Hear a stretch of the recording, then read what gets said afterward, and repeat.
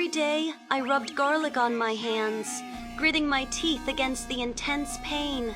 I dipped my fingers into hot oil and deep-fried them. Once both sides turned golden brown, I wrapped them in gauze. Yet after days of this grueling process, my fingers didn't become smooth and delicate as I'd hoped. Instead, they grew even rougher. Hearing my cries, my sister came to comfort me.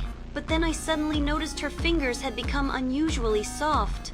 Without hesitation, I immediately slipped her fingers through the door crack. When the king outside saw those slender fingers, he instantly imagined a beautiful young woman must be inside. He even promised to marry her the very next morning. But what the king didn't know was that both my sister and I were over 80 years old. Yet, to live a life of wealth, I resolved to deceive the king further. Each day, I disguised my voice as a young girl's to trick the king into giving me riches. But soon, I would have to meet the king in person. With no other choice, I had my sister smooth my wrinkled skin with glue. Under cover of night, I secretly climbed into the king's bed. Meanwhile, the king ordered his guards to extinguish the candles. We spent the night together, but when the king awoke the next morning, my skin had reverted to its wrinkled state. In shock, the king ordered the guards to throw me off a cliff. But luckily, I did not die from the fall. Instead, a witch found me.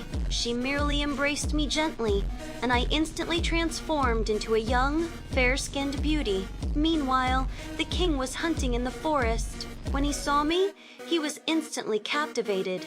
But he didn't know I was the woman he'd thrown off the cliff. Back at the palace, the king crowned me queen and held a grand wedding.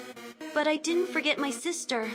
I ordered guards to deliver her a new gown and an invitation. When she saw me, she was stunned. She kept asking how I had grown so young. But I feared if she learned the truth and became young too, my position would be threatened. As the king approached, I blurted out that I had peeled off a layer of skin.